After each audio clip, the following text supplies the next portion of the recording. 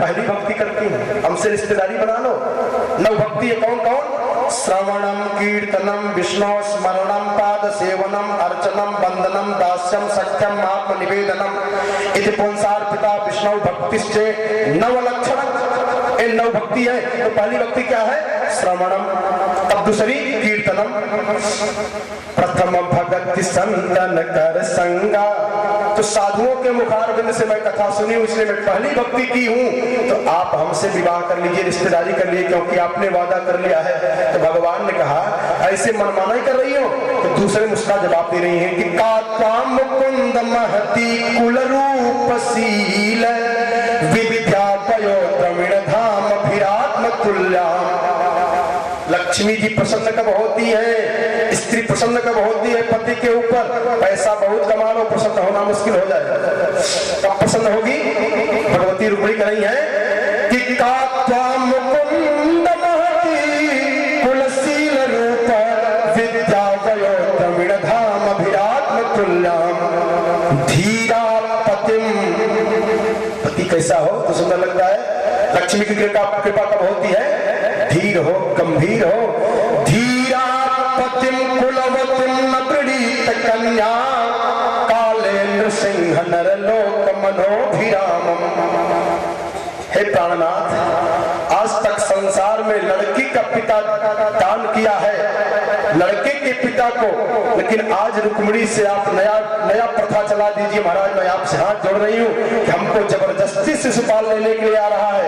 तो कालेन्द्र सिंह नरलोक मनोभिरामम। मैं आपकी हो गई हूँ महाराज। अगर आकर के वो दुर्दांत दैत्य शिशुपाल ने स्पर्श भी कर लिया तो आपके नाम पे कलंक लग जाएगा।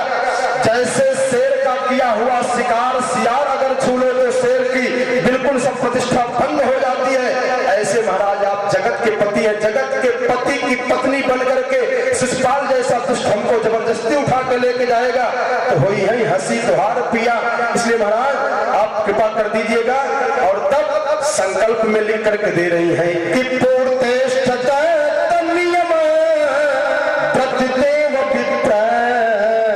रुक्मिणी जी सौगंध खा रही है भगवान के सामने। हे भगवान, जीवन में मैंने अगर कोई पूजा किया है, नियम किया है, व्रत किया है, आपकी कथा सुनी हूं, उस कथा का फल ये हो जाए कि गुरुवर जनादि विरलम भगवान परे सह। आपका अगर मैं गुरु की सेवा की हूँ, ब्राह्मणों की सेवा की हूँ और मैंने कुआं बावली बनवाई हूँ, धार्मिक काम किए हूँ, आपकी कथा सुनी हूँ, तो सबका फल ये हो जाए कि आराधित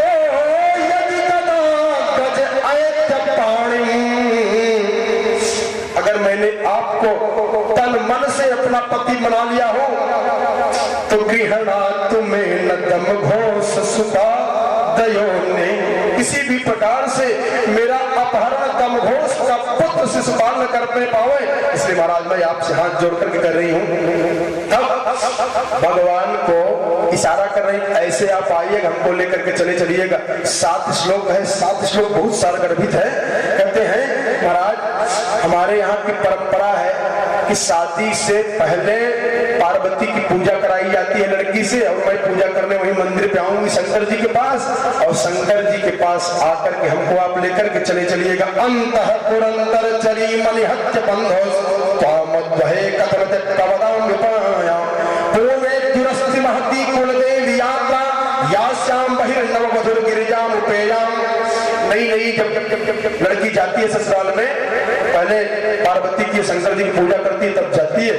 ऐसा सुंदर दिया भगवान श्री कृष्ण पढ़े, गदगद हो गए, नजर बता दिया भगवान की। भगवान कृष्ण प्रसन्न हो गए। वाह रुक्मिणी, तुम हमको इतना चाहती हो तो मेरा तो वादा ही है कि ये यथा माम प्रपद्यन्ते तास्तथैव भजाम्यहम्। ब्राह्मण देवता ने सोर्स लगा दिया, तुरंत ही सिफारिश कर दिया। कहा महाराज हाथ जोड़ करके ब्राह्मण देवता भगवान से सामने हाथ जोड़ लिए कि यही गुप्त संदेशा देकर के आया हूं महाराज, कृपा कर दीजिए, हमारी बड़ी इच्छा है। और भगवान ने कहा कि जाकर के रुक्मिणी जी से, अरे ब्राह्मण देवता, अरे जिसे रुक्मिणी जी हमको रात दिन याद कर रही हो, ऐसे रात भर में सोता हूं तो रुक्मिणी जी की फोटो देखता रहता हूं। अपने सारथी दारुक से कहा कि 4 दिव्य घोड़ा को लगाओ रथ में और चलो जल्दी से। ब्राह्मण देवता कहे महाराज मैं चलूं, तो कहा अब कहाँ चलो, बैठो हमारे साथ रथ में, क्योंकि पंडित कहाँ मिलेगा, बैठो आप हमारे पास और रथ में हमारे साथ में चले चलो। विवाह कराने के लिए पंडित भी लेके चलेंगे साथ ही आए। तो सुखदेव जी महाराज कहते हैं कि जब भगवान आए जनवास में, तो जो भीष्मक है, राजा भीष्मक रुक्मिणी जी के पिता, तो देखा तो जितना सामान था दुल्हा के लिए सब का सब भगवान के चरणों में चढ़ा दिया। इतना पसंद हो गए और गांव वाले सोचे कि दुल्हा यही है, सब के सब दुल्हा मान के पूजा करना शुरू कर दिए भगवान। तब हल्ला हुआ करे ये नहीं है, ये तो बाराती है, वैसे चले आए हुए हैं। और इधर रुक्मिणी जी को सब स्नान कराई, और जब स्नान किया रुक्मिणी जी, तो गहना जो पहना रही है सखियां इनकी, तो रुक्मिणी जी पहन नहीं रही है। क्यों? क्योंकि ब्राह्मण देवता का संदेशा नहीं आया है। रुक्मिणी जी ने प्रतिज्ञा भी कर लिया भगवान से, अपने 7वें श्लोक में कहा है रुक्मिणी जी ने कि यदि आप नहीं आओगे तो मैं सौगंध खा के कह रही हूँ कि शिशुपाल क्या, मैं आपके विरह में तड़प करके मर जाऊंगी, लेकिन शिशुपाल के साथ नहीं जाऊंगी। और तब रुक्मिणी जी गहना पहन नहीं रही है और सोच रही अपने मन में कि दुर्भगाया न में धाता। भाई पिता पुत्री के ऊपर नाराज हो जाए तो ठीक है, लेकिन माता एक स्त्री की व्यथा को जानती, इसलिए माता का विशेष प्रेम पुत्री के ऊपर होता है। रुक्मिणी जी रोते हुए कह रही हैं कि दुर्भगाया न में धाता नानुकूलो महेश्वर देवी विमुखा गौरी। अरे बाबा जी तो नाराज हैं शंकर जी, लेकिन मेरी माँ पार्वती भी नाराज है, तो मैं कहाँ जाऊं, हमारा कोई नहीं हो सकता है। सुखदेव जी कहते हैं कि एवं चिंतयति बाला, एक गुण होना चाहिए ऐसा, चिंता नहीं चिंतन किया है। रुक्मिणी जी क्या किए, विपत्ति आने पर चिंता नहीं चिंतन करना चाहिए। अरे एवं चिंतयति बाला गोविंद हृदय मानसा न्यमीलयत कालज्ञा नेत्रे चाश्रु कला कुले। आंख में आंसू भर गया किनके, रुक्मिणी जी के नेत्रे अश्रु कला कुले लोचन जल रहे। जब भी भगवान से विवाह होगा तो जब तक कारणों को भाव नहीं आपके हृदय में आएगा, भगवान से विवाह नहीं हो सकता है। रामावतार में सीता जी का विवाह देखिए, जब भगवान घूम रहे धनुष के अगल बगल में, तो सीता जी की तरफ जब देखा तो जयमाल लेकर के सीता जी की आंख में आंसू भर गया। बाबा इशारा करते हैं कि लोचन जल रहे, लोचन कोना जैसे परम कृपिण कर सोना। और मम, भगवान का आदेश है कि मम गुण गावत पुलक शरीरा गद गद गिरा नयन बहनीरा। तो दोनों देवियों ने उस नियम का पालन किया, क्योंकि भगवान ने कह दिया है कि मम गुण गावत पुलक शरीरा। राम को पाने के लिए भगवती जानकी जी के आंख में आंसू आ गया, और श्याम को पाने के लिए भगवती रुक्मिणी जी के आंख में आंसू आ गया। कहा नेत्रे चाश्रु कला कुली। जो आंख में आंसू आया तो अंदर से भगवान अंगुष्ठ मात्रा पुरुषोत्तरात्मा सदा जनानाम हृदय सन्निविष्ट, तुरंत ही शुभ सकून होना शुरू हो गया। स्त्रियों का बायां अंग अगर फड़के कूदे तो शुभ है, और पुरुष का दाहिना अंग अगर फड़के कूदे तो शुभ है, और उल्टा हो जाए तो दोनों का शुभ हो जाता है। स्त्रियों का दायां अंग फड़के कूदे अशुभ है, पुरुषों का बायां अंग कूदे फड़के अशुभ है। यहाँ बता रहे सुखदेव जी कि एवं बद्धा प्रतीक्षन्त्या गोविंदा आगमनम नृपा।